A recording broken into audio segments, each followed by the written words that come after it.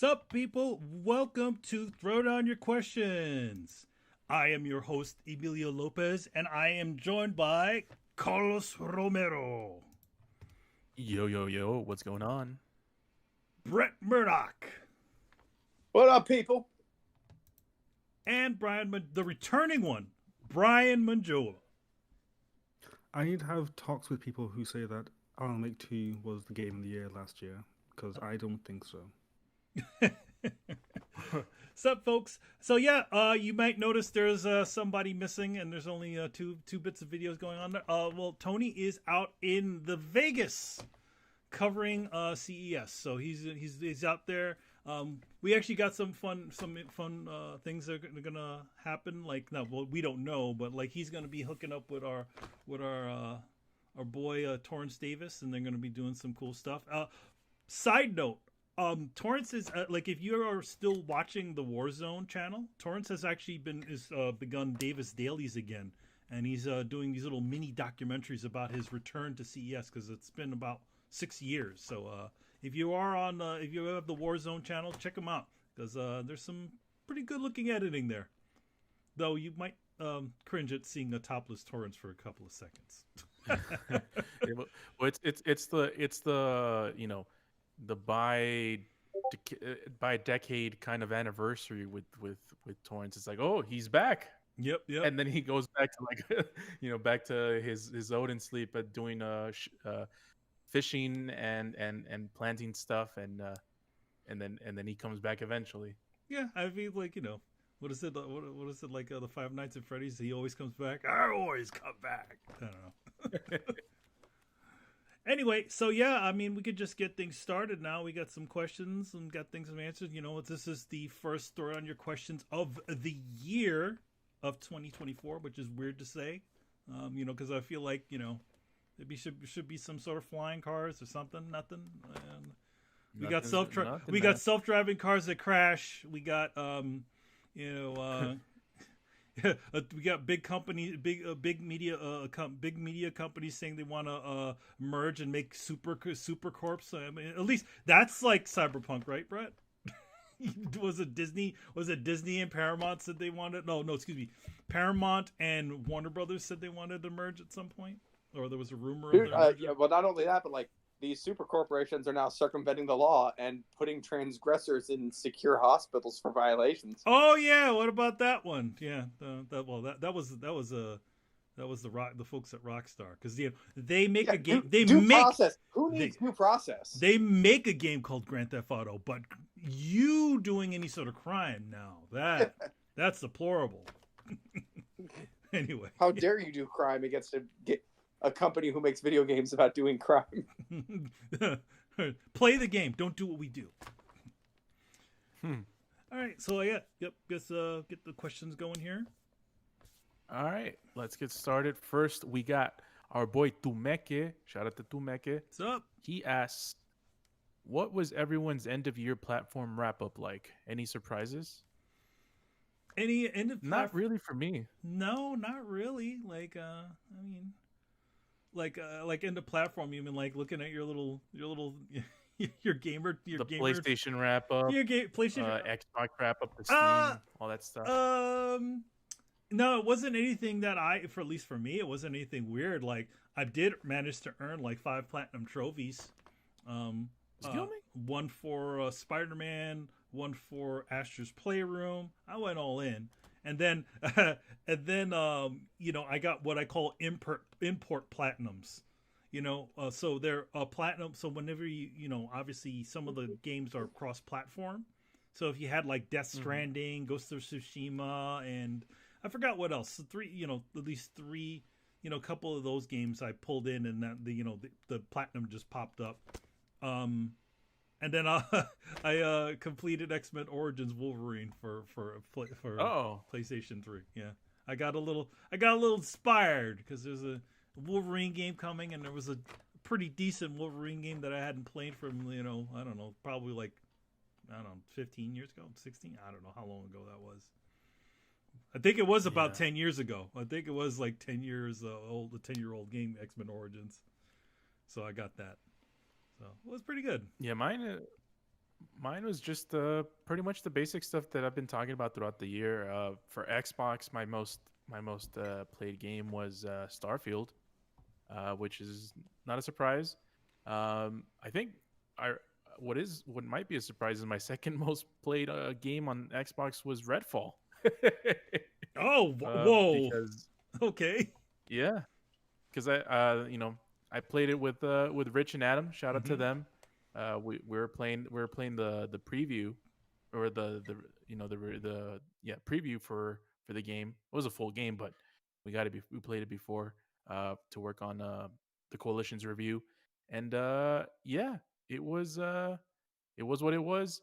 For PlayStation, what my most played game was Spider-Man. Got the platinum on that. Yeah, same. I you know Um, Normally I don't get many platinums, but gotta get those Spider-Mans. I did have numbers for Hi-Fi Rush because that was the one game that I did play on my Game Pass, which has run out. Officially, I think we said this before. Like a lot of us are cutting the cords on the. I don't know what you call it, cutting. Yeah. It's not really cutting a cord. It's like Yeah, Cutting the stream. cutting the stream. Yeah, I don't know. Brett, what did you? Did you? I mean, did you even look at that little thing? You know, you get them at the end of the year. They're like, hey, you can check out what games you played the most.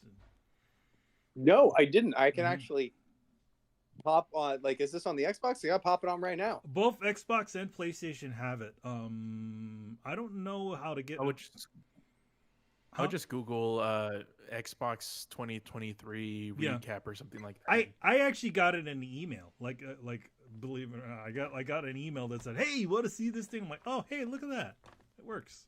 I mean, I can tell you pretty much, definitely. Like, I played mostly Valheim, but I played a ton of Xbox this year. It's a bit fucking crazy, man. Hmm. Like, Did you play Baldur's Gate on PC? No, yes, I have it on PC, but I also have it on PlayStation. Oh, Gotcha. played on the Steam Deck. So I did play some of it on the Steam Deck as well. Like, dude, this has been a baller. yeah, it's been a pretty crazy year.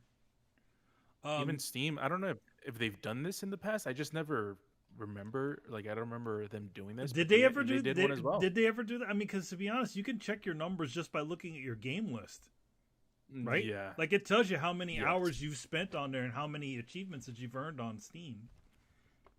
Yeah, so that's easily trackable. But they did do their post year kind of thing, a little recap thing as well. Mm-hmm. And those for me, it's no surprise Cyberpunk was number one. I played like I think 50, 60 hours of that. Damn. All right. Because I played because remember I didn't play it all the way through when it came out. I waited till last year to go through the whole game, and Phantom Liberty, which was the DLC for the quote unquote ongoing game. Did you do like all the missions or like? I didn't do all. I think it's impossible or close to impossible to do all the missions unless you're playing like 500 hours because there's just like a lot of because you sort of spent like because I'm like the time that almost sounds well. Spider-Man's in the 40-hour range, at least the way I played it. It was, and I managed to get all the stuff. So I'm like, okay, so a crazy game like Cyberpunk, that's got to be a lot more than that. So yeah. So it's like mostly main story stuff, and then maybe a couple of side missions here and there. I did all the main story stuff, and I did all of the main side missions, if that makes any sense, because there's like side missions for characters that are important, but then there's like side missions where it's like jack this car from this place, or stuff like that. That's not really doesn't really have that much to it. It's just sort of like a gameplay loop that has no implications to any type of story whatsoever. Yeah. So Brian, what about you? Did you get to play any? I know you've been you've sort of been staying away from a lot of the stuff these days. Actually, well, no big surprise. Kind of. The only thing is that I did play my Steam Deck more than my PC, which kind of makes sense because again I was moving house, so obviously didn't have it for good 3 months.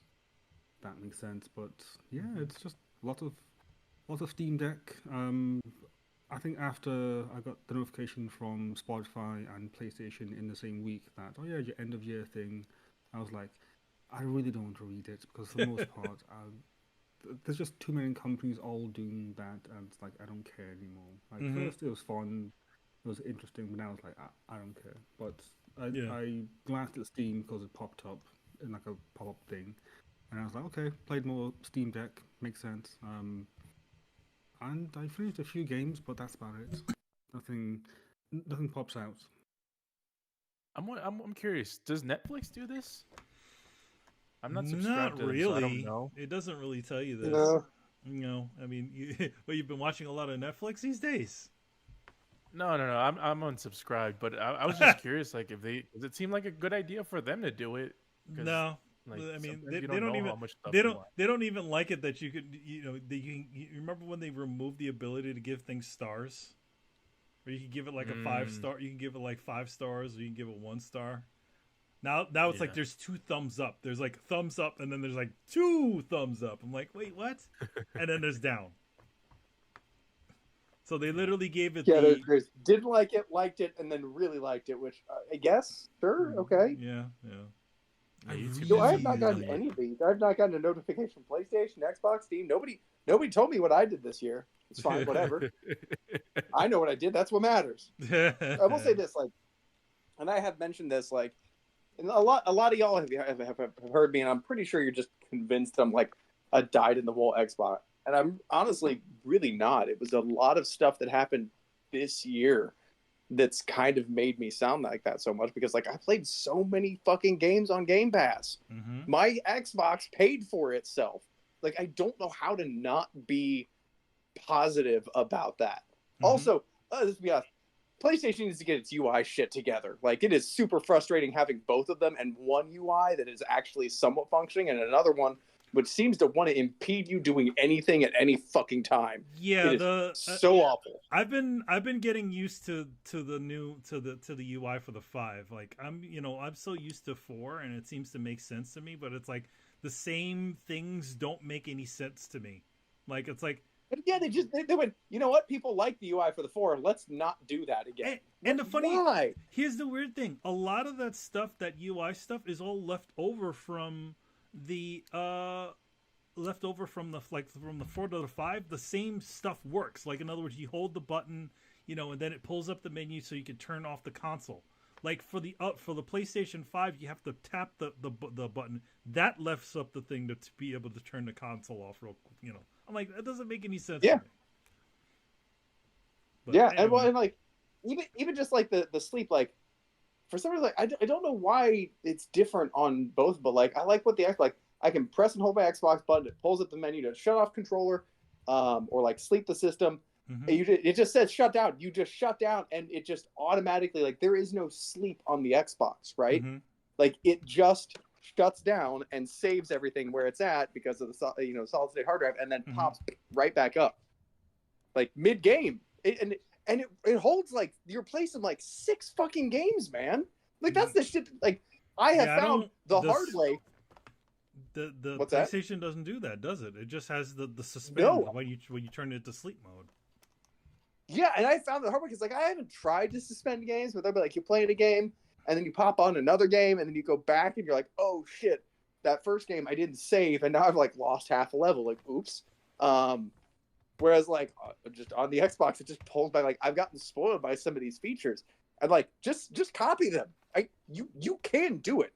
You have the technology. Just fucking copy them and do that shit. Go back to the hold the button to shut it down. But like, this isn't me frustrated at PlayStation. Actually, like, PlayStation is honestly doing a little bit better this year than I feel like they have. Like, I'm less mad at PlayStation than I used to be because they seem to be a little less cocky and a little bit more like, we don't exactly know what the fuck we're doing. And that's fine. That's fine. It's, well, as long as you're not.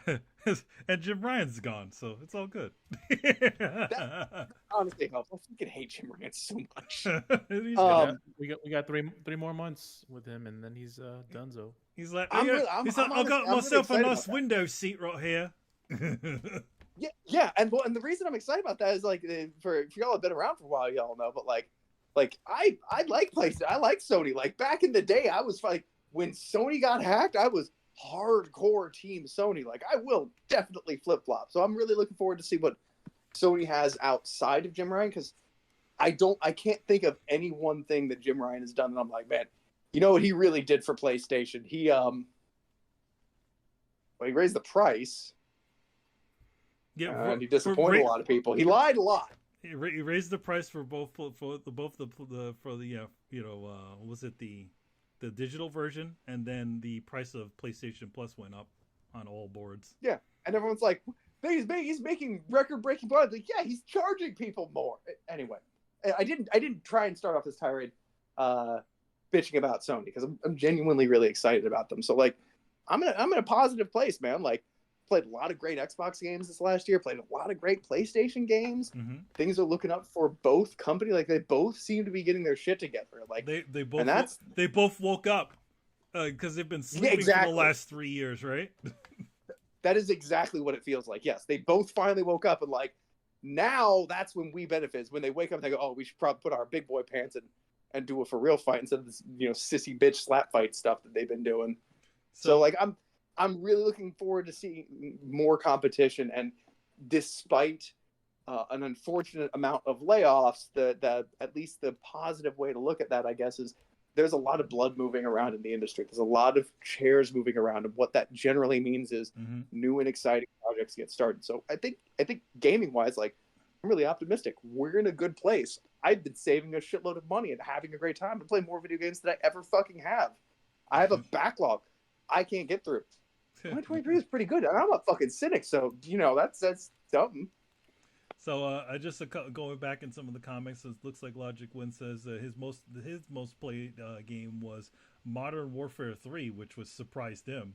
Like, yeah, I guess you like some Modern Warfare, or you ended up playing. I feel like the one thing about like when it comes to like certain games is like, a game is pretty decent with you when you actually end up playing it more. You look at those numbers, you end up seeing like, wait a minute, I actually did play that more than I played these other things. Yeah, right. I didn't get one, and I want one now. God damn it! I mean, it's only sign in again. Like, you don't need to sign in. You can just go, like, the PlayStation blog has got the link on theirs, and then I don't know where the Xbox one. I know the Xbox one usually send it, but I guess you keep a look for it, and we'll just move on to the next question. You just chime in like, oh my god, I played 1,000 hours of Starfield. No, but he probably played 1,000 hours of Starfield. I played 2 hours of Starfield. What? So the next question is also from Tumeke. He asks, what is that one moment in a game that will stick with you as long as you are into games? Could be those first few steps into Halo, or be the first time you beat Bison in Street Fighter 2. The moment that stuck with me, there's so many. Like, actually, going back in time, like actually finishing Super Mario Brothers, that always seemed like an achievement, because back in those days, that game was pretty difficult, and just figuring out how to get through it.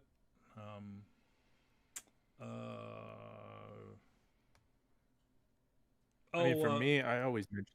What was that? Okay. No, go. I always mention this because this definitely sticks into my mind every time I think about this franchise. Is Halo 2, the ending of Halo 2, with the finish the fight scene, where it's like you're super hyped, you're excited, the game is freaking nuts, it's one of the best games I've ever played, and then you're about to go to battle, and then they're like, nope, well, not yet. You gotta wait a couple of more years. And that that ending is just a cliffhanger, and it leaves you like wanting more, and it's it does what gaming is supposed to do. Bro. But doesn't it not even pay off?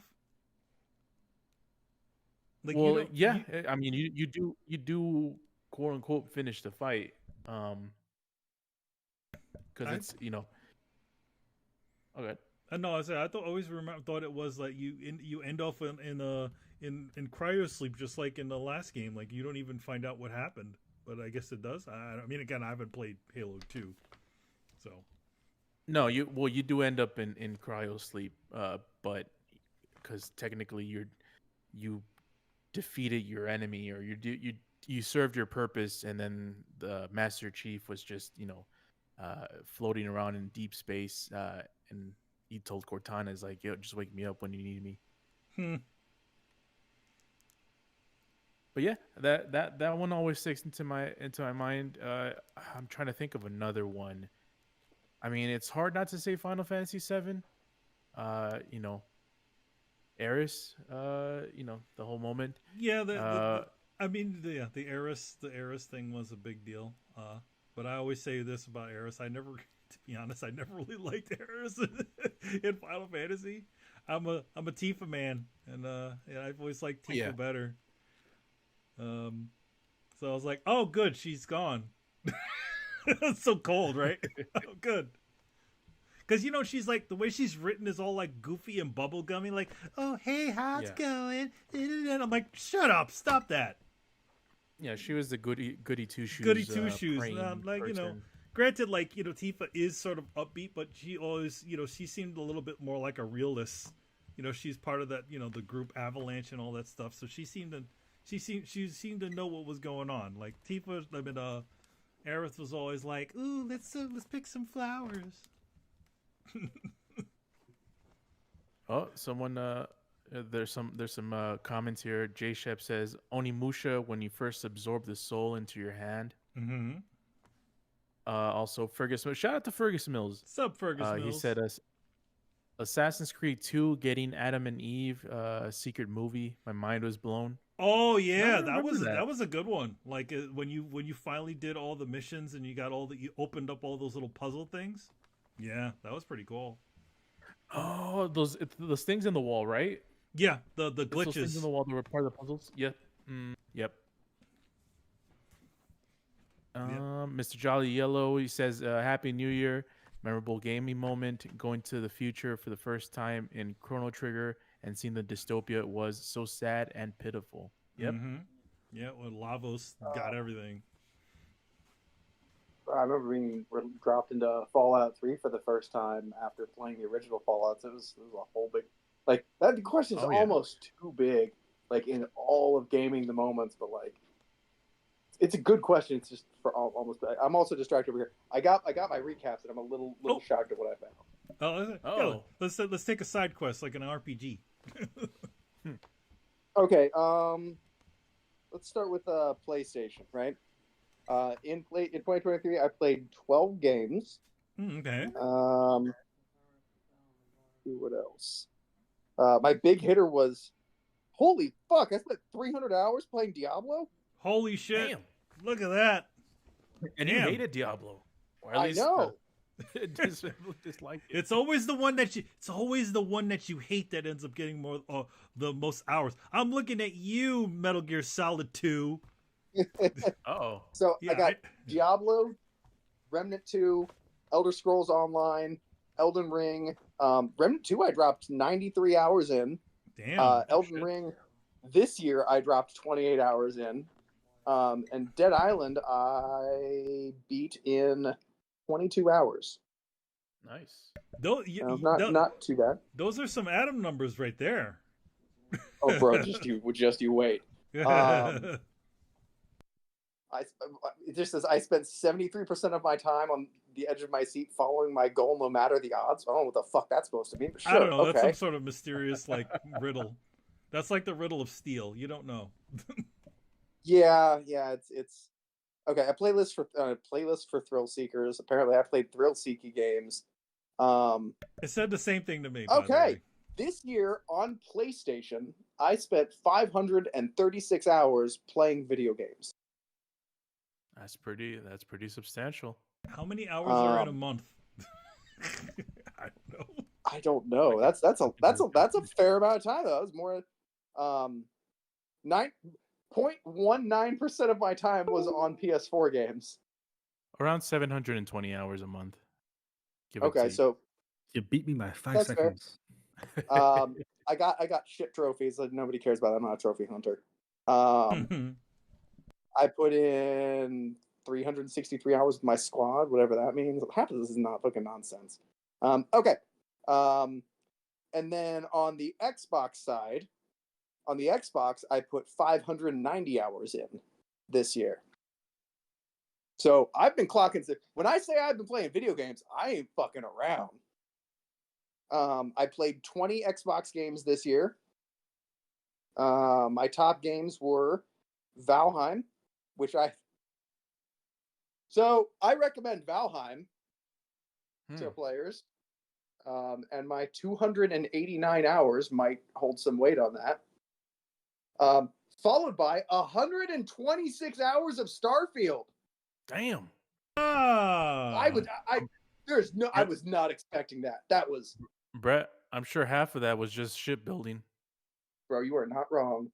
I also played Wulong for 93 hours because that game is fucking tits. If you haven't played it, play it. Yeah, I played way more video. Like, I was not expecting those kinds of numbers on both sides. Like, So especially for y'all haters, like I played roughly 600 hours on both consoles each. those are gamer numbers right there, man. That was like 1,000 hours combined, right? 1,200. Damn. Those are Chris and Adam levels. You've reached the Chris and Adam level. I have ascended. Chris gets that many hours? I thought he was he has been pretty busy. But then again, I don't know about this year, but the previous usually years, right? when we do the wrap ups, Chris is a heavy hitter. He's one of our top. He's one of our top gamers. But Adam is another beast. I don't know how he does. I still don't know how he does it, man. Like, I feel like I don't have enough time to do anything. Yet, no, this dude's like, yeah, I played this game. I got this game. I played that, blah, blah, blah. Gotta have something. So, I played 129 hours of Starfield? That is fucking crazy to me. wow. I mean, and you didn't care for that game that much. See what I mean? I mean? It's always the game that you don't care for that much that for some reason you spent the most hours on. You're trying to convince yourself that it's a good game. That's what it is. Yeah, maybe. I mean, I don't like Starfield wasn't a bad game. Like, it was. If it were made by anybody but Bethesda, I'd probably be singing its praises. But Bethesda, like, it brings it a whole new level of expectation that Starfield didn't hit. But honestly, if Starfield were made by anybody else, I feel like me and a lot of people would be giving it quite a bit more praise. But what happens when you deliver greatness before you deliver okay? Mm-hmm. Yeah, if this was like an indie studio with a game that we've never, with a studio we never heard of releasing this game, it would be a lot different. Well, no, it's not like it's not. What's the other one that's pretty much it's not No Man's Sky. I'm drawing a blank on it. It's got the fucking moon. Oh, Brian. I forget. Elite Dangerous.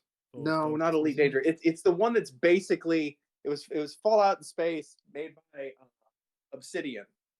Outer Wilds? Outer Worlds, yes. Outer Worlds.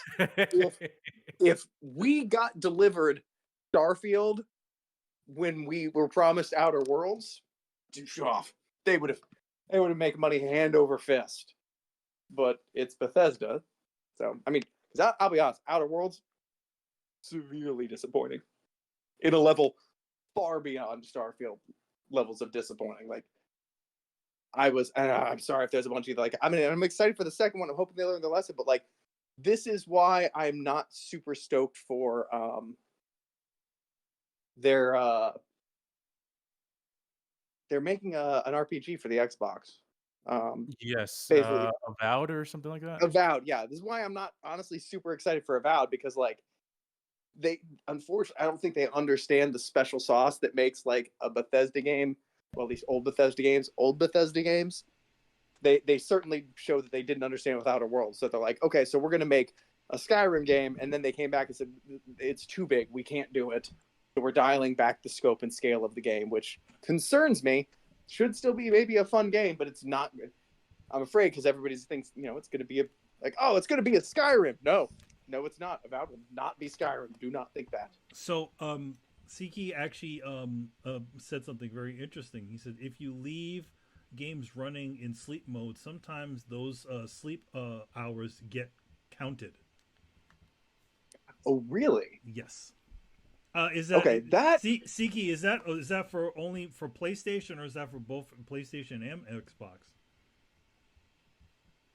Because I know you have some experience with PlayStation. I think that even the Steam Deck does that, where if you just have a game, with certain games, I've noticed that it does happen on the Steam Deck, where you just have the game on and then you just press the power button and put it to sleep. Then you just keep on counting, because sometimes I woke up and said, "Oh yeah, you played 100 hours of this game in last week," and I was like, "I only played twice. It's not possible." So yeah, I would not be surprised if that does happen. And while waiting for an answer, I looked at my stats on PlayStation, and this year I played a whopping 3 games on PlayStation. Let's go, man. What? And by I actually don't mean I, because I looked at the stats and it was a total of 337 hours, and 250 of those hours was spent on Hogwarts Legacy. Oh, and that wasn't that even was you. your wife. And I didn't play that. Yeah, she played more. She played my PS5 more than me, and she doesn't even play games.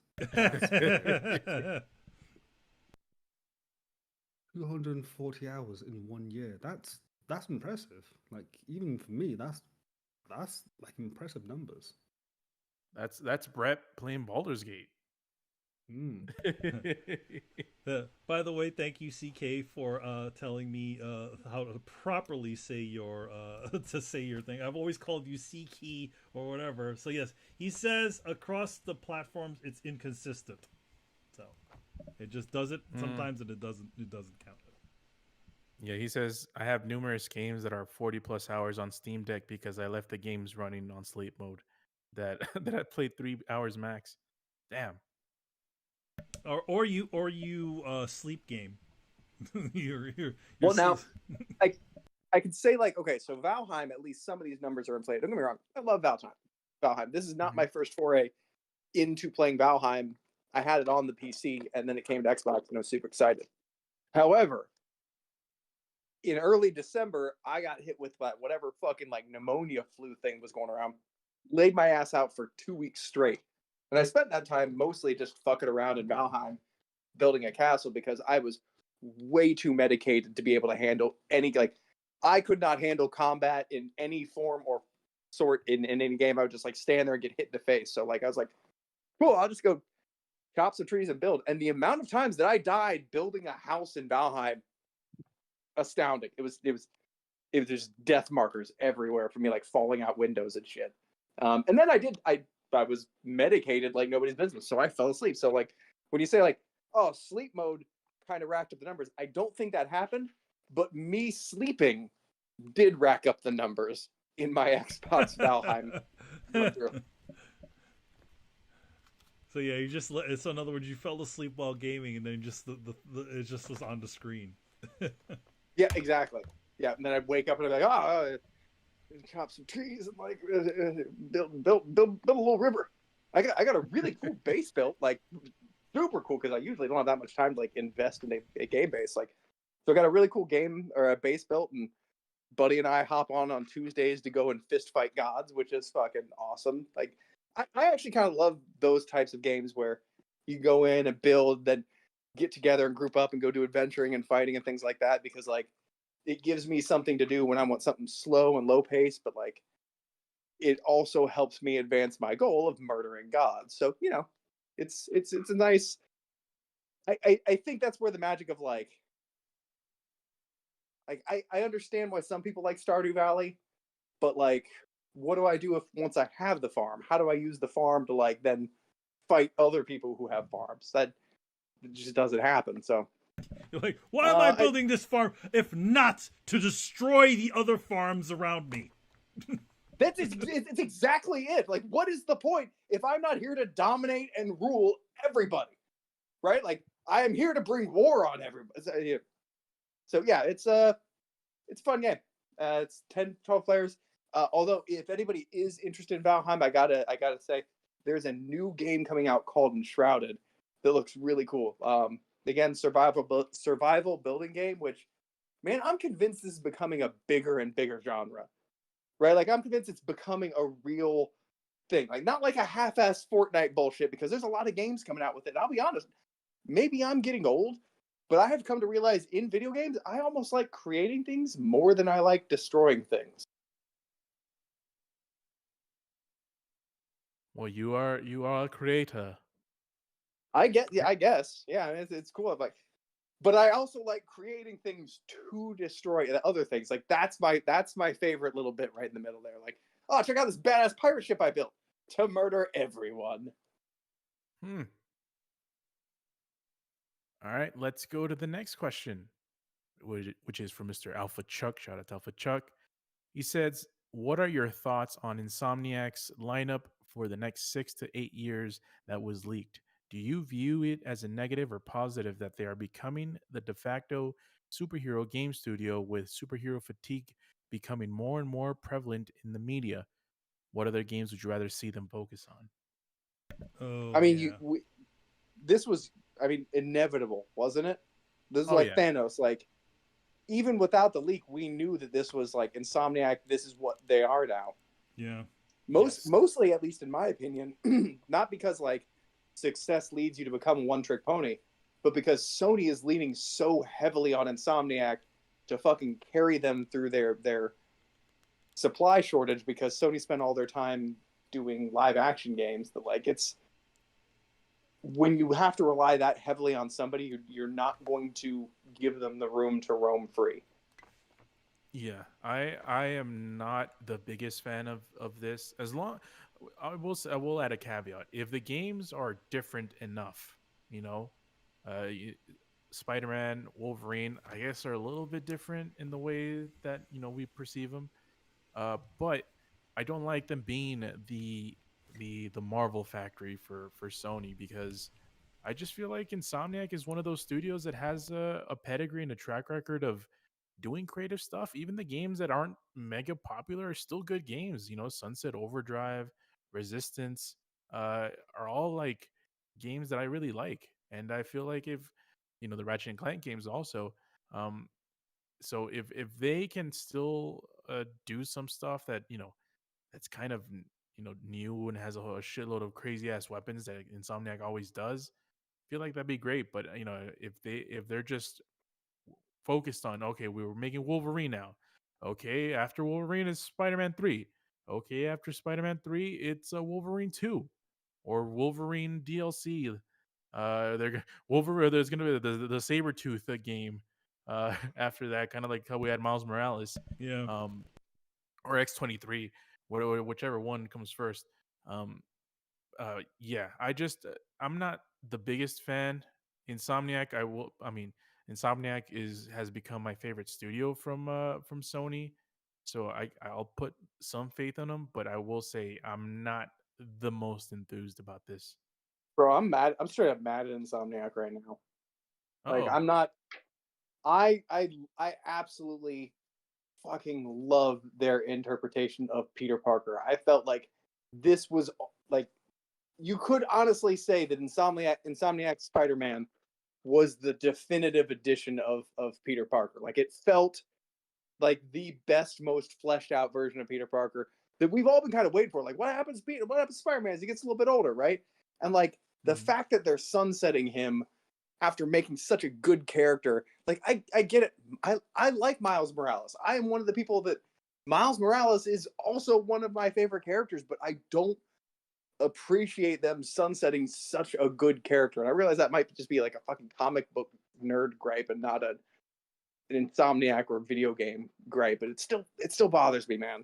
It still makes me nervous as to, like, do you guys know where you're heading or the direction that you're wanting to push, or are you just kind of doing whatever, like listening to popular people or influencers or things like that? Like, it just putting it. I don't see a good reason to retire Peter Parker. Like, he can share a spotlight with Miles Morales unless you just want all the brownie points for fucking diversity, in which case, like, you're not trying to write a good game anymore. So, like, I don't think Insomniac has shown signs of, like, going honestly too woke and shitting the bed, but them retiring Spider-Man makes me awfully fucking nervous. J Shep says, I think there's a legit need for these types of games. If someone has to make them, I 100% nominate Insomniac. I don't trust anyone else to make good Marvel games. I do. They're called Sucker Punch. Oh, They, what has Sucker Punch been doing as of late? I'm guessing that they're working on Ghosts of Tsushima 2. I would have a guess. Yeah, there is that. Yeah, Ghost 2. Okay. My thing is, I'm kind of split on here, and it all depends on a simple question to which we have no answer to, which is this Insomniac's choice to go down that route? If so, fine. It's their choice. They want to go down that route. I'm not going to complain about it. I may not like the games, but again, it's their choice to make those games. But if it's Sony's choice to make them go down that route, then I'm kind of like, that's really bad. Then you're missing out on a very creative studio. They're essentially like traveling down the same road that the creators of Halo, Bungie was going down when they essentially just became the Halo studio, and at no point were they allowed to really take the reins and make their own titles. Which, by the way, in their future, in their cycle, there is a Ratchet and Clank game in there, and I think, as I remember, there was a original like an original like a title, like a new one IP, yeah. But a new IP. So that was definitely in the thing. But most of them is all dominated by the thing. Like, it was Wolverine, and then Spider-Man 3, then like an X-Men game later on in the future. So yeah, I agree with Brian. I feel like there's other studios that Sony has that can also do good Marvel games if they wanted to. Although I will say I don't know. Obviously, I don't know if Insomniac wants to make these games. I would venture to say that they do, because these are cash cows. I mean, Insomniac making a Spider-Man game is money in the bank. And a lot of, I'm pretty sure Ted Price, more than anyone, appreciates when his paycheck comes in with that bonus for the year, Spider-Man 3 comes out.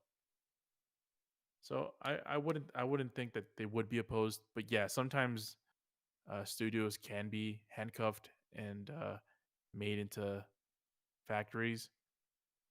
But hopefully this isn't the case. Hopefully it's just, okay, Wolverine, Spider-Man 3. Hopefully the next thing, can be something, that new IP or whatever. But if it's Wolverine and then Spider-Man 3 and then a DLC and then an X-Men game, it's like, all right, like, it's time to do something else. And Ratchet and Clank isn't going to be enough. Because they will sprinkle Ratchet and Clank, but we already know that they have that game, to a T. All right, let's move on to the second question from Alpha Chuck. Did anyone make any gaming related resolutions? I have decided to minimize the games I buy this year to very few in order to catch up on the titles I haven't finished yet. And he didn't say this, I did. Insert Brett saying, just get Game Pass. For me, good. For me, no. I haven't made any sort of gaming resolutions. I mean, I've never bought like games like that. I mean, but I did insert a couple of things that I really wanted to play. I did recently just buy and I'm still waiting for the copy to come in. For the I bought the Yakuza Samurai game because years ago when it came out on, I think, PlayStation 3, or was announced on something like that, or PlayStation 4 or something like that was announced in PlayStation 3 era, and I really wanted to play it, and I was really disappointed that the game was not put out in the West. So they actually did put it out. So like a new kind of new sexy version of it. So I was like, you know what? I'd much rather play. I like granted the mobster stuff is a little old to me, so I like sort of playing like feudal sort of games. So like it'll be fun to play a sort of a samurai game with the guy the characters from Yakuza in it.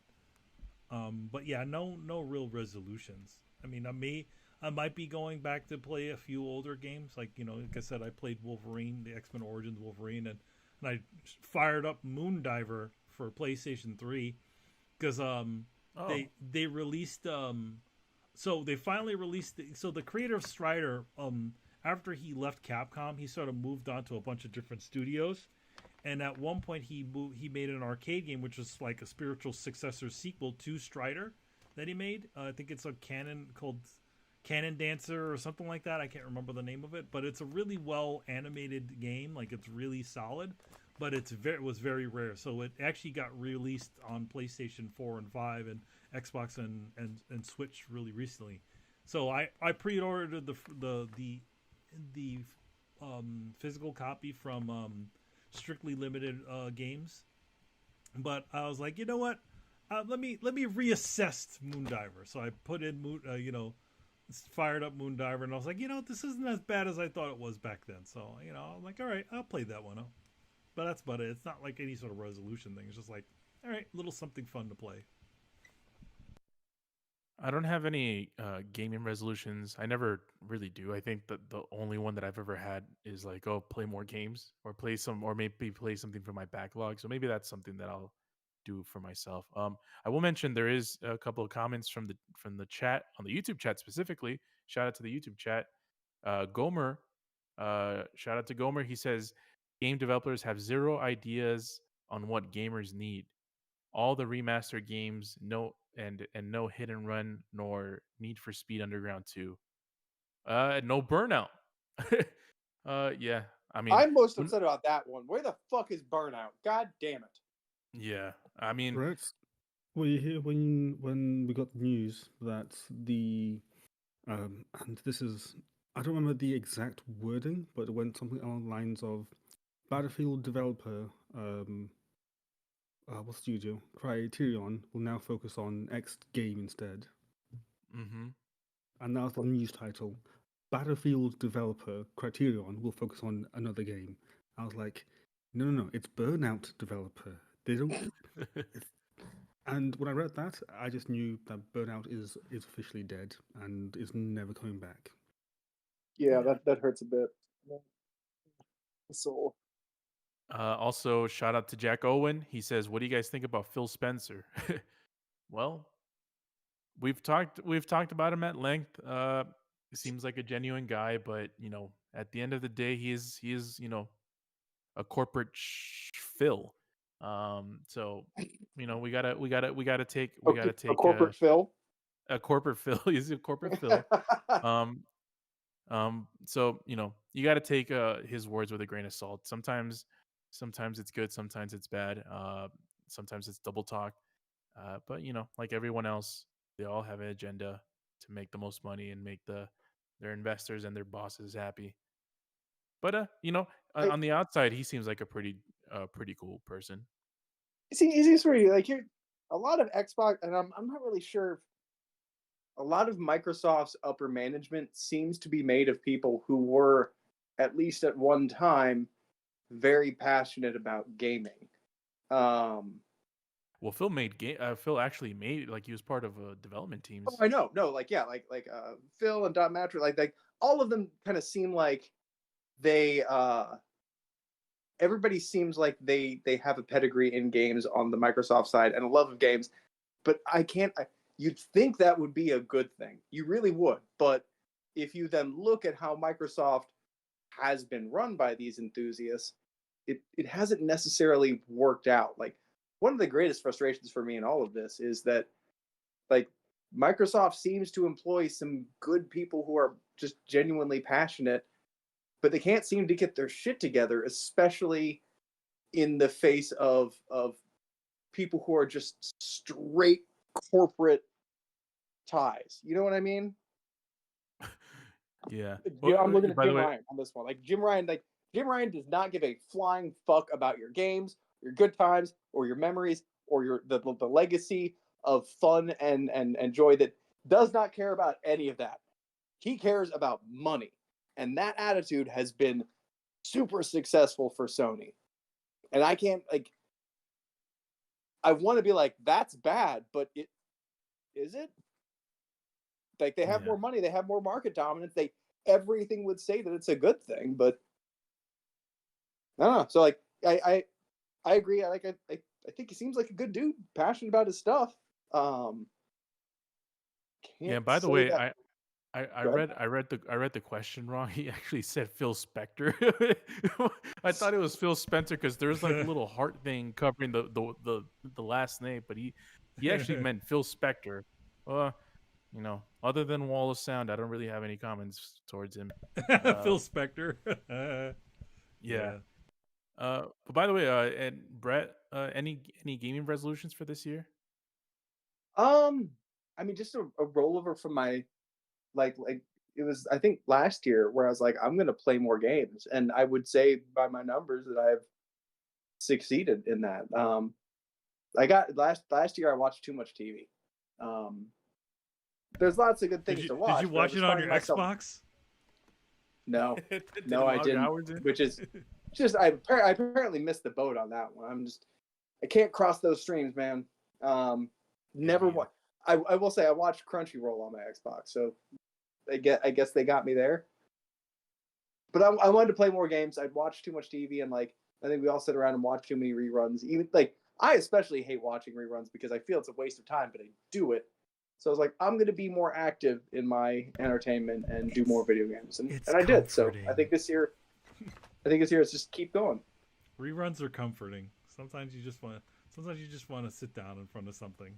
No, I agree. But you sit down in front of them and you turn your brain off, and turning your brain off too often is not good for you. Come on, you know you want to watch Star Trek: The Next Generation for the 100th time. No, Dan, see the thing. It's that siren. So I was like, don't you want to watch The Office? Like, God, no. I mean, yeah, I just want to zone out and not think, especially after like, I don't think a lot of like maybe non-artists will understand like the immense amount of bandwidth that you just burn through doing art. By the time you're done, you're just like, I've forgotten my name and how breathing works. Like, it's super easy to just then zone out on TV. So I've been trying real hard not to do that, and that the TV that I do watch is the stuff impactful.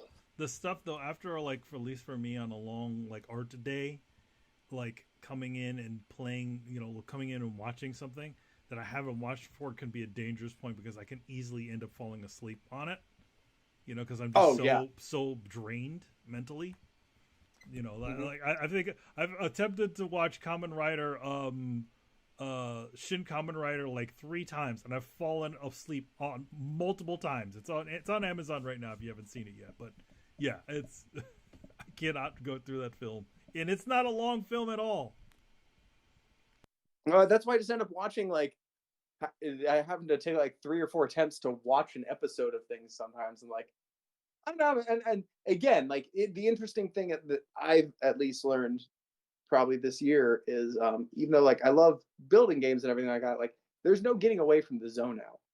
All I did was kind of transfer it to like, okay, so now I'm zoning out and chopping wood for a game I'm building. Like I'm not playing fucking God of War when I'm in that zone out state. Like I'm playing just more simple, relaxing kind of shit, or I'm doing like deliveries in Starfield, or building a base in Valheim, or just grinding in an MMO, which I think is a lost art form. So I'm still zoning out, just in a slightly different way. So honestly, I may not have all the benefits that I want. I may not be engaging myself, but especially as I'm pushing 40 later this month, actually, like it's time to start thinking about like how to maintain the old gray matter. Yeah, know what I mean? That. Hey, I mean, what did they say? 40 is the new 20. I mean, there are a lot. Believe it or not, there are a lot of people. They say lots of shit, Manny. Yeah, well, I mean, I don't even know who they are, but apparently they said this. But one thing about it is like if you look at people in that range, like in the 40 range, a lot of people ended up really making real big decisions in their life in the 40 range. Like Stan Lee, well, that was the point where he decided to go and start doing the Fantastic Four, and all the years after it was all of that because he was so frustrated with the way his life was. What he was doing at timely at the time. So I mean, everybody's got their little thing. I feel like that's a turning point for a lot of people at 40. I mean, it absolutely is. I want to, as I pass 40 into my years beyond 40, I'm really big on it. I want to keep my brain sharp. I need to keep my brain sharp by doing art and playing video games, man. Like those are the two things that I think are going to keep me from just being a useless, senile little bitch. Yo, Brian, any New Year's resolutions for gaming for you? No, just more of the same. Try and play more current games. I think that's what's going to be my thing. So I'm aiming for at least 10 current games this year. So 10, so that when Game of the Year discussions roll out, I should be able to contribute a bit more than just I played 4. And that's why I played Alan Wake 2. I actually was playing it, and I finished it just after we did our Game of the Year show. And I was like, it's a shame. Yeah.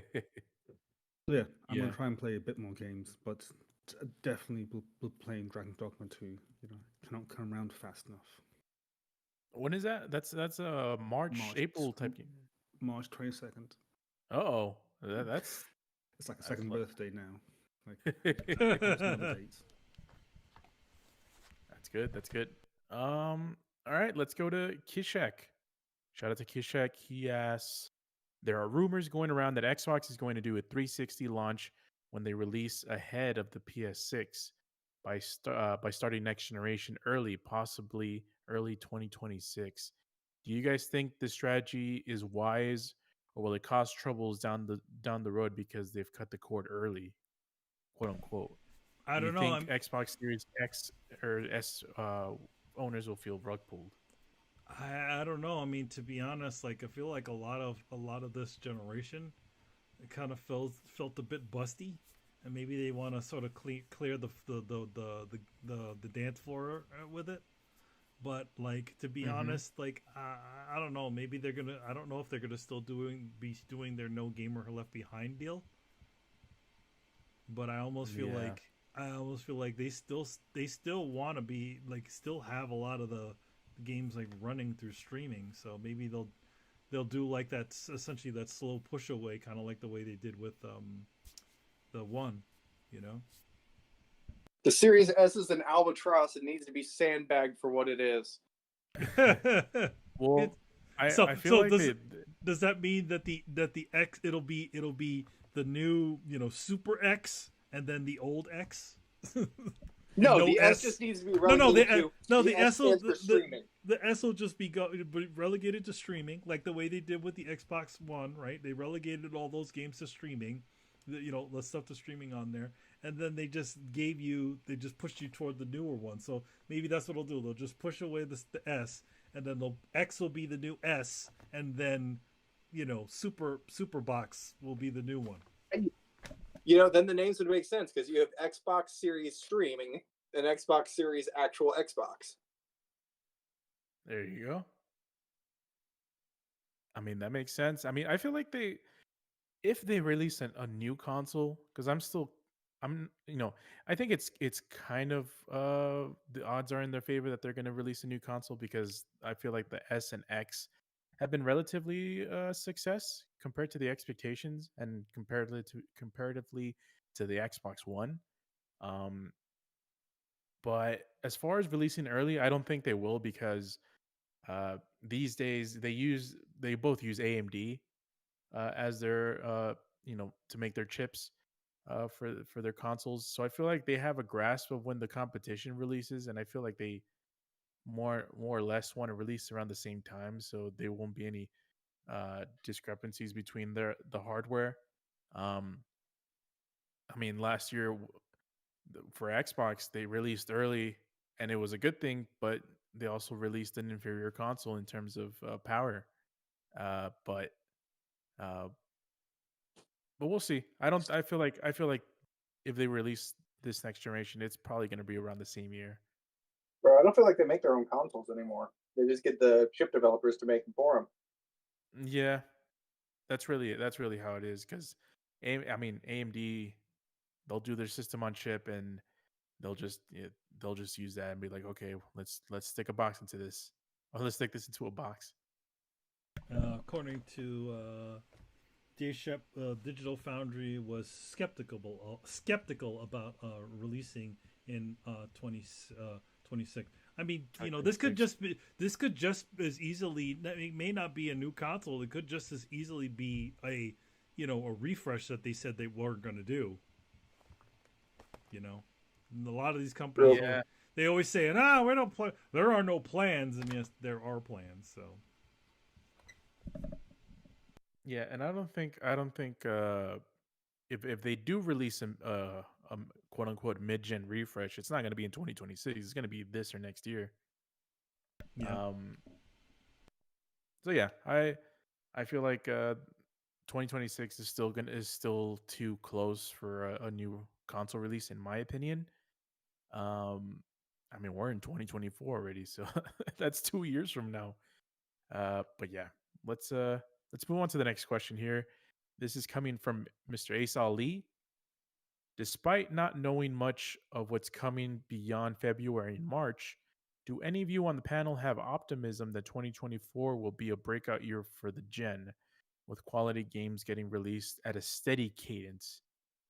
I'll go first. I feel like this last year was the breakout year in terms of the generation. Even last year was kind of steady. There were small dead periods, but not as big as any time before that.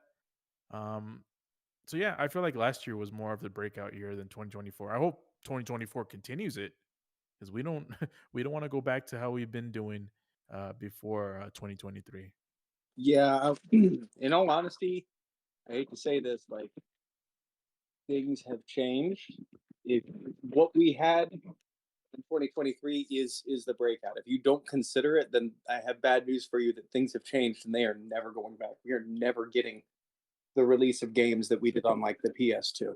It's not going to happen unless you include indie titles. The industry has changed. Too much money has come into it. Budgets have inflated, and it's honestly my hope that some of these games made by like small teams of like 2 to 5 people that crack multi-million dollars worth of sales will eventually hit. But like it's not even the mo of gaming as an industry. It's just the mo of corporate America that safe bets will always get funded more. So I don't think that, because video gaming used to be a fun kind of niche industry that sure it made money, but it wasn't like it is today. So I don't think we're going back to those days, unfortunately. I think this was as breakout of a year as we'll probably ever get again, unfortunately. It was a great year though, I will say that, but like we're not going back to the days where we get a solid game release every 2 to 4 weeks.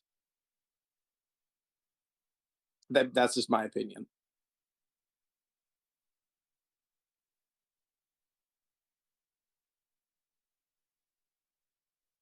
Silence. So yes. Yeah, I was about to say, like, did I cut out? Like, do you guys think that we're going back? My bad. I was talking on mute. Silence. Yeah, Brett, I agree. It's hard, honestly, for me, even in today's climate. I find it hard for 2023 to be topped. I feel like 2023 might be the best year for this generation. 2024, hopefully it does way better than the other years. But I mean, if it's better than 2023, it might be one of the best years ever. Yeah. So, but that's hard to beat because 2023 is one of the best years ever for gaming. Yeah, it was there weren't as many games, but there was a lot of heavy hitters. Mm-hmm. But I don't think we're going back to like that mid space now is occupied by smaller development teams and indie games. So, and the weird thing is, like, in my opinion, like, people seem to act like, we used to have Insomniac Spider-Man quality games, and then budgets inflated. Like, no, the games that we used to have look a lot like indie games do now, and we've moved on. So, like, yeah, they can't all be Spider-Man, but and this is the thing that I think Tony and I don't necessarily agree eye to eye on, because his tastes evolve with video games. Mine are kind of like, this looks good by standards of like kind of 5-10 years ago, so like it's playable. Oh, it's good. Like, I don't get me wrong, I've seen terrible graphics, but like I don't feel like I can't. I don't feel like I have to turn my nose up at kind of low fidelity indie stuff.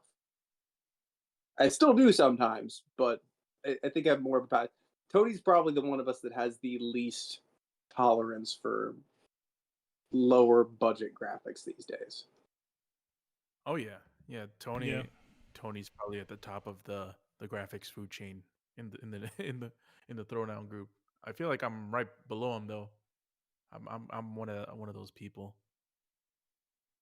As long as Yeah, you can't really. Can you? You don't play a lot of indie games, do you? No, doesn't necessarily mean that I dislike them. I mean, I played. I love the Ori games. I love Braid. I love Inside. All those games. Uh, but I guess for me, it's more. It's not even an indie thing. It's like I hate lower quality AAA games. In graphical fidelity quality. For example, Tears of the Kingdom. I love the game in terms of I understand what it is. It plays great. It does what it needs to do to be a incredible Zelda game, but it just doesn't look to par to the quality of what the game is, and that kind of frustrates me. Similar to remember when they showed that Shin Megami Tensei game for the Switch, Mm-hmm. and it's like I like Shin Megami Tensei, I like Persona, I like everything that Atlas does, but that game looks like shit. And it's like it's hard. It's hard sometimes to justify for me, like to justify playing that game because I'll just keep nagging about it every time I play it. But in terms Quick of question indie for you. games, yep. I just want to ask you real quick. How did you play Final Fantasy, the new one? 16, yeah. remake. Okay, because I feel like that's the inverse of that. Like it is all shine, no substance, in my opinion. And I'm curious to hear what you think because of that point of view. Well, it's all shine, some substance because I feel like in terms of story, in terms of boss battles, it has a lot of substance. But in terms of uh, world, in terms of the way the world is laid out, there's little to no substance, which I agree, and it's one of my biggest gripes with the game. Um, it's I love the boss battles are some of the best boss battles I've ever played. They're epic as hell. They have they have implications to the story. You care about these characters, even the bosses. You kind of care about them. You understand them. Uh, and the graphics are really pretty and nice and stuff. But yeah, I mean there isn't much more to when you're traversing the world. It's just a corridor that you're going through that's taking you from point A to point B, and it doesn't really feel alive. So in that aspect, yeah, I definitely agree. Okay. Sorry, I just sorry to sidetrack you. I just No, it's a good question because and with indie games, I kind of expect the graphical quality to be a little bit subpar, and most of the indie games are side scrollers, anyways. At least the ones that I like side scrolling 2D games. So even there's not that much, there's a limit to the graphical fidelity you can do that that has diminished returns in the end. Like I mean, freaking Cuphead is one of my favorite indie games. It's not known for like it's not respected for being graphicals, but I mean for graphical fidelity, but it's incredibly graphically intense the way that it was animated. Oh God, yeah. I would say it's known for its fidelity. Well, I would say I'm it's the main draw of that game. It's known for its fidelity from people who know what it took to make that game. Okay, I feel that's like- fair. Yeah. But if you tell like the layman person, like, oh, what looks nicer, this or God of War? Most people will say God of War. Yeah. But yeah. Let's go on to the next question from Mr. Richard Bailey Jr. from the Coalition. Shout out to Rich. What's up, Rich? Oh, very good. Is a very good question. He asks, outside of Final Fantasy Rebirth, what's one upcoming game that each Throwdown member is interested in playing this year? And Brian, I'll go first to you because you already mentioned it. The Dragon's Dogma. There you go. Yep. Come back to me afterwards, and I'll think of another game. I'm sure of it. Oh All wait, right. I have one. For Warhammer 40k Space Marines 2. Oh, Apparently in September, it's rumored. Or maybe that's the date that they had, but I'm getting a September vibe from my head. So, yeah. Yeah, September 9th is the announced date. Mm-hmm. Can't wait for it. That's a throwdown. At least I know Brett, you, Brian, and Adam are really interested in this game, and I'm kind of interested, but mostly I'm kind of interested because everyone else in the panel is interested. So yeah, that's a good one. For me, I'm interested in The Last of Us 2 remastered. Nah, I'm kidding. Let me think. What else is coming out this year? Skull and Bones. Because Final Fantasy VII Rebirth is, and I know Rich, you said specifically not to mention it, but that's probably my most anticipated game. I'm trying to think what else is announced for this year. Oh, Wukong. Wukong is a game Yep. that I'm really excited for. Black Myth. I know, yeah, Manny's too. That's mine. That's supposed to come out, I think, it's the summer, sometime in the summer. So yeah, I'll go with Wukong. Black Myth. What about you, Brett? I'm really excited for Hellblade 2. Oh yeah, that's another one. But I also want to throw in there, I'm really excited for Power World. That's the Korean Pokemon. Yeah, man, that game looks like a bunch of people, a bunch of fucking college age Pokemon fans locked themselves in a room, got super high, and like, okay, so like, what does everybody like really want from like a Pokemon game, man? Like we should be able to like shoot the Pokemon, right? Like that makes sense. And like somehow this made a fucking game. I am incredibly intrigued. So yeah, that game looks super. The problem is like I have jokingly accused the panel a bit like, y'all can't even remember an Xbox release to save your life. But the truth is, I can't remember any fucking game releases. Like at all. Like I keep forgetting everything but I know there's a ton coming out this year. Because I've like, man, I got more things that I'm excited for than I got fingers. So I know that it's gonna be a good year. Yeah, there's a couple of things announced, like we know Dragon's Dogma 2, we know Final Fantasy 7 Rebirth, we know, I mean Prince of Persia. If someone, I don't know who's, it looks decent, but Destiny 2 DLC. I'm looking here. I'm looking at a list. Avowed is apparently slated for 2024. Yep. And there's also the fucking Victorian multiverse building a survival game. I forget what the fuck it's called. The game that Tony keeps forgetting about every single time. I'm Mary Poppins, y'all. Yeah, the Mary Poppins game. There's that. I'm just gonna call that the Mary Poppins game. Like a Dragon Infinite Wealth coming out the end of this month, actually. Tekken 8's coming out. 3. Oh, Manny, is the Metal Gear 3 remake supposed to come out this year? Delta? I don't know. Yes. I mean, It is. God. It's on there. Oh yeah, there's Metal Gear Delta, Gear Solid 3 Delta. Should be interesting. Yeah. What is Helltide? Or Helldivers? Helldivers 2. It sounds super familiar.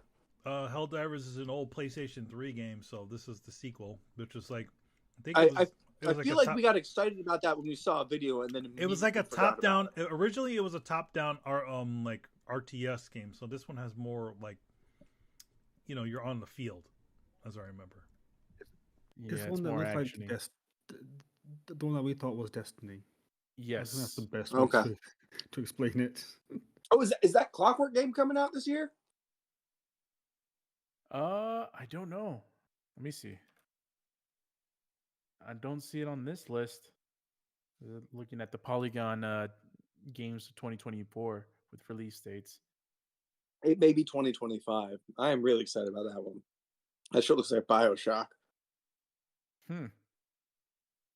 Yeah, so there's a couple of things that are announced for 2024, and the thing, I mean, it gets kind of complicated because there's a bunch of games that have been announced, but we don't know, they didn't have a day or a year. So Well, also, let's be honest. We can all be like, I guess, like, avowed, but like, none of us trust release dates anymore. You can be like, it's coming later this month, and we'll be like, yeah, but it could be delayed to 2025. Like, we're just used to games like, we never know when they're coming out. They can tell us, and we don't know if it's true or not. So, at least for me, I'm like, I don't know. There's a bunch of games I'm excited about. Who knows if they're actually fucking coming in 2024? Blitz actually here's pulled a question. Oh, I was gonna say Blitz pulled up a few. He said Silent Hill 2 remake. oh, the remake, yeah. Yes, and yo, Princess Peach. What? There's a Princess Peach game? No, Brent? no idea. Here's I actually don't a know. question for you guys, and I think it's actually quite interesting. Given what game is coming out in 2025, you all know that one. How reluctant would studios be to delay the games? Oh, so they Because won't of- release. Yeah, Yeah. because again, if I was a studio, I'd be like, avoid that. Like, give like a 3-month burst before and after at least. You know. Mhm. Yeah, that's a good point. For I what mean, game? GTA 6. Oh, Yep. Bro, It's become like the new Call of Duty that you steer clear of now. here's the thing. Unless you're Is it- Battlefield. Yes, unless you're Isn't Monster Battlefield. Hunter slated for that year? It is, but I think it's different enough that it'll stand a chance. And I just given, mean like, the between the weird two of them, it's going to resurgence- be really hard for any other game. What was the other one, Brett, you said? Monster Hunter. Oh, yeah. Monster Hunter like has picked up like weird amounts of steam, like literal steam. I think it's like for like over the last couple of weeks, there's just been a weird resurgence of people playing, and the numbers have like peaked up to, I think, like second or third highest of all time. Yeah. And it's weird because again, the game is 6 years old, but yet numbers just keep flying out, and it's like how and why. So Yeah. I You don't know think why, there's any Brian. DLC or anything. I think like there's been no DLC, no updates for I think 2 years now. It's interesting, and there's a sequel to it. Technically speaking, I say technically speaking. Oh, Rise? Yeah, there's Rise as like the newer game, but it's just weirdly popping up. So I don't Maybe, know. I feel bad for anyone making a game coming out in next year because competing with those two, it's going to be tough. I just imagine Gorilla releasing a new what's it called? Horizon game. Oh, a new Horizon game the same month that GTA comes out. That'll be the the ultimate trifecta. It's like you release it the same time as Breath of the Wild. Okay, now you release the same time as Elden Ring and GTA. It's like that would be crazy. I don't think they're gonna release another what's it called? Fucking goddamn. What's that game called? Gorilla. You guys just mentioned it. Horizon. Horizon. There you go. Well, Yeah, such a forgettable the original title. You just Horizon. instantly forget it Yeah, after you mention it. Yeah. Well, there's the rumors of the remaster of the first game, so who knows? They could just throw that out. Huh? They could release that during GTA. Oh, Definitely. I totally forgot. Foam Stars is coming out this year. Oh yeah, You Foam want to get Stars. foamy? I do not. No. You want to get in the Foamadome?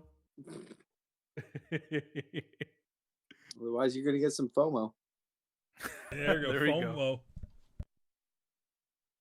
All right, let's go. Let's move on to Richard Bailey Jr.'s next question. He asks, if this rumored Xbox show is happening this month, what's one game you think Microsoft can show to get Xbox fans excited? So apparently there's been rumors going around that Xbox will have a showcase this month. Yeah, I don't know. Realistically, or just like Yeah, I think realistic. Yeah, I think that's more of a realistic type question because you can just say, "Oh, the Starfield 2 and Hellblade 2, definitely 100%.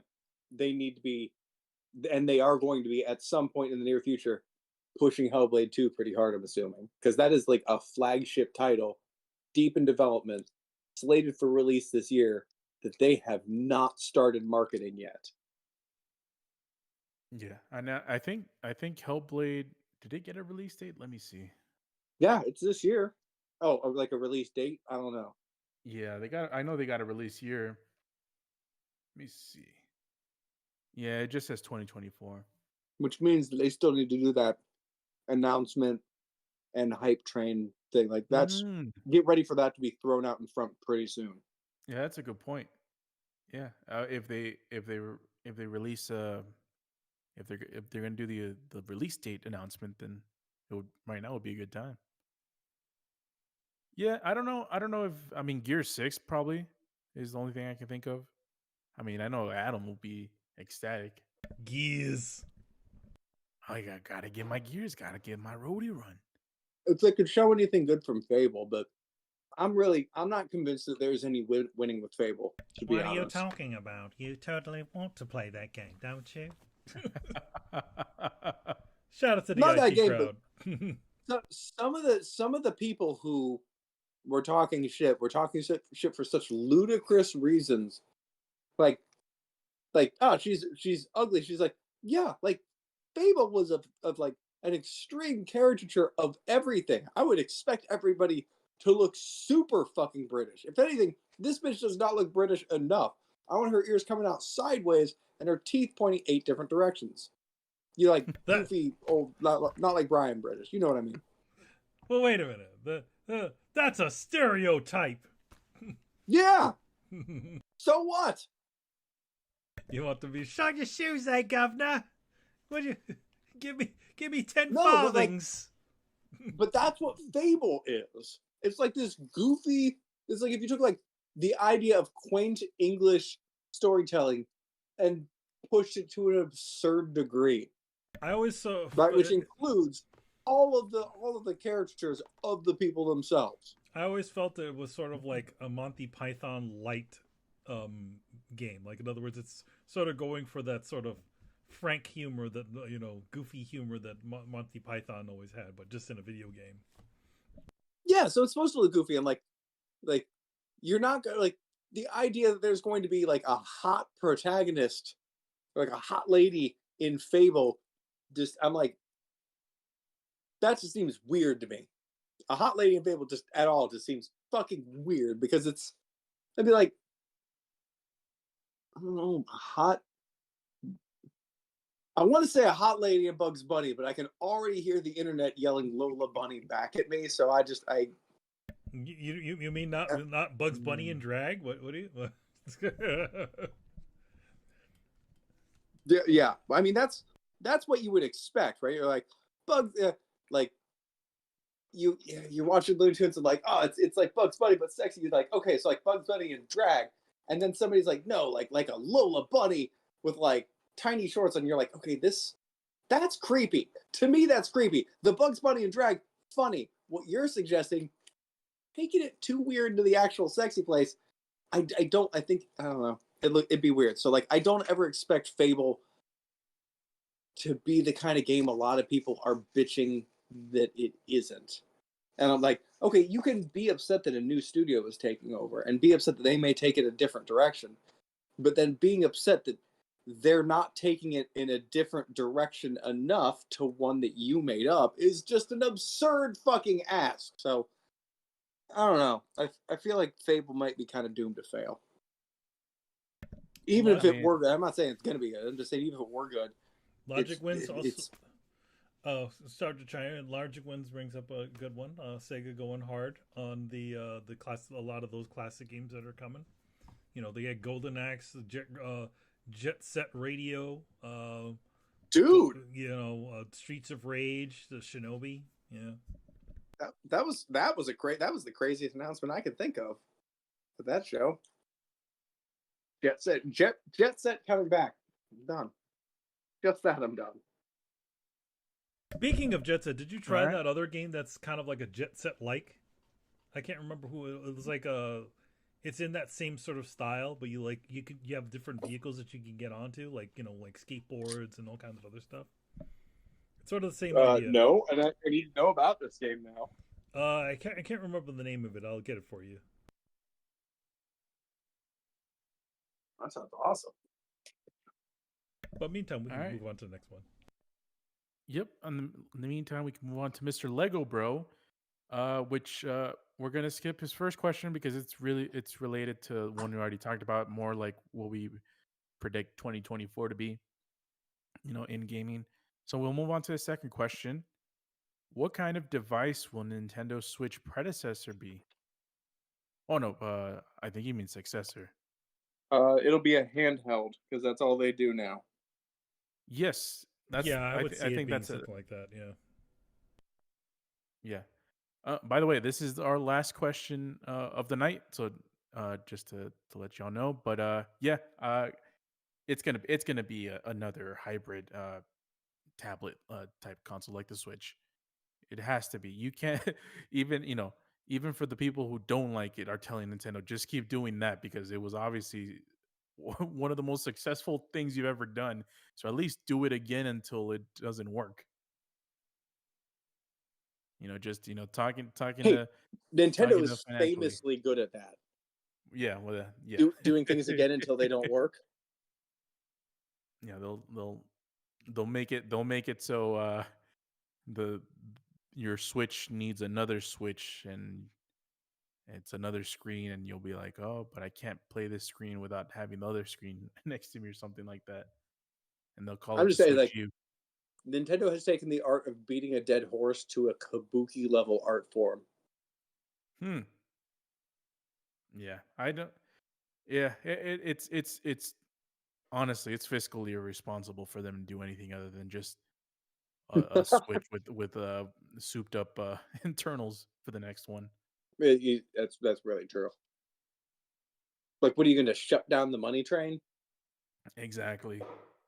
And I mean, the mobile, your handheld market was always the biggest money maker of all. Talking about the Game Boy and the DS and all that, and now the Switch. So yeah, that was the last question. Yeah, for tonight's show. It's a good show. Yeah, good show. Yeah, so as always, thanks a lot for coming on the show and being with us on the new back in the skill again, join the blah blah blah blah and all that stuff. Anyway, yeah, thanks for it's good being back, getting back into the swing of things. Also, finally being back on YouTube again, and obviously, with the wonderful folks at Twitch and their infinite wiseness, I guess. But yeah, I guess that's it for today. I was your host, Emilio Lopez, and I was joined by Carlos Romero. Yo, shout out to everyone in the Twitch chat and shout out to everyone in the YouTube chat. We got a lot of heads on YouTube and Twitch. So, for those of you on YouTube, might be seeing this show for the first time. We normally, for the last couple of years, we've been streaming exclusively to Twitch and then putting the VODs on YouTube. But now we're doing live day and date, both Twitch and YouTube. So stay tuned if you guys want to listen, or if you want to watch on Twitch, that's fine as well. So stay tuned for this Thursday. Mr. Brett Murdoch. Yep, to all the old heads, appreciate y'all coming back. To all the new heads, welcome. Hope you enjoy stuff. And everybody in general, I hope you had a great fucking new year and a holiday season. And it has been real, y'all. Yeah. And Lord British himself, Brian Winjoma. We're only 7 days into the new year, and we already have tons of memes. Like it's just been amazing. Oh. Yes. There's a lot. There's a whole Why lot is of it like them the right meme now. harvest will be rich this year? So don't forget to like and subscribe. Be able to follow us on Twitch and Twitter at Throwdown Show. Also, YouTube, which you're watching us on Twitch, which you're watching us now, and on Twitter. So thanks a lot, guys, and see you next time. Peace. Peace out.